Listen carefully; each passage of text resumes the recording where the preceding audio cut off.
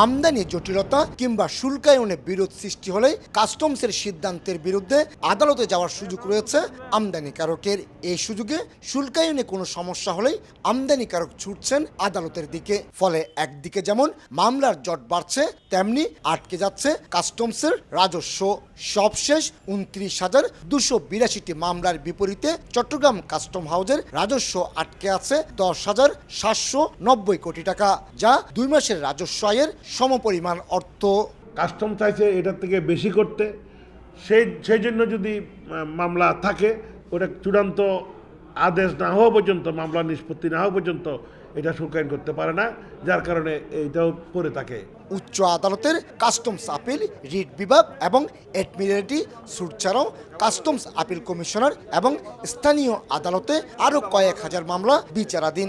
অথচ 2012 সাল থেকে বিকল্প বিরোধ নিষ্পত্তি এডিআর পদ্ধতি চালু হলো, তা কাঙ্ক্ষিত গতি পায়নি। এই 11 বছরে আমদানিকারক এবং কাস্টম যৌথ প্রচেষ্টায় মাত্র কয়েকশো মামলা নিষ্পত্তি হয়েছে, যা থেকে রাজস্ব আদায় হয়েছে প্রায় 300 কোটি টাকা।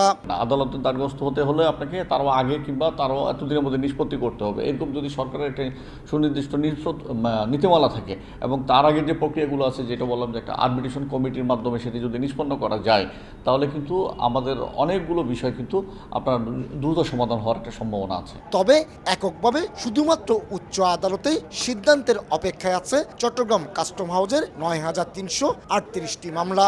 এসব মামলা থেকে রাজস্ব আদায় স্থগিত রয়েছে 2,500 কোটি টাকার বেশি। মামলা নিষ্পত্তি না হওয়া পর্যন্ত রাজস্ব আদায় করা যাচ্ছে না, আবার পণ্য নিলামও তোলা যায় না। এতে কোটি কোটি টাকার আমদানি পণ্য নষ্ট হচ্ছে। আমরা একটা কমপ্লিট ডেটাবেস তৈরি করেছি, যেটার মাধ্যমে আমার কোন মামলাটি সর্বশেষ কি অবস্থা সেটি যেরকম আমরা দেখতে পাচ্ছি, তাছাড়া কোন মামলাটি আমার কোথায় পেন্ডিং আছে, কতদিন যাবৎ পেন্ডিং আছে, এবং কোনো মামলার যখন জাজমেন্ট হয় সেটা যাতে আমরা সাথে সাথে দেখতে পাই সেটা গভর্নমেন্টের পক্ষে না বিপক্ষে।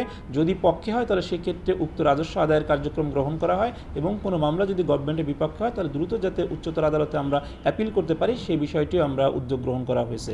বছরে চট্টগ্রাম কাস্টম হাউস চট্টগ্রাম বন্দর দিয়ে আমদানি করা পণ্য থেকে 60,000 কোটি টাকার বেশি রাজস্ব আদায় করে।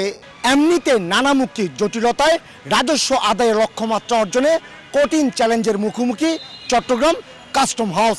এর মাঝে মামলা সংক্রান্ত জটিলতায় আটকে আছে হাজার হাজার কোটি টাকা, আবার এই টাকার বিপরীতে পণ্য আটকে আছে চট্টগ্রাম বন্দরে। মামলাগুলো দ্রুত নিষ্পত্তি হলে রাজস্ব আদায়ের লক্ষ্যমাত্রা অর্জনে বড় ধরনের ভূমিকা রাখবে, এমনটি বলছেন কাস্টম কর্মকর্তারা। চট্টগ্রাম কাস্টম হাউস থেকে কমল দে, সময় সংবাদ।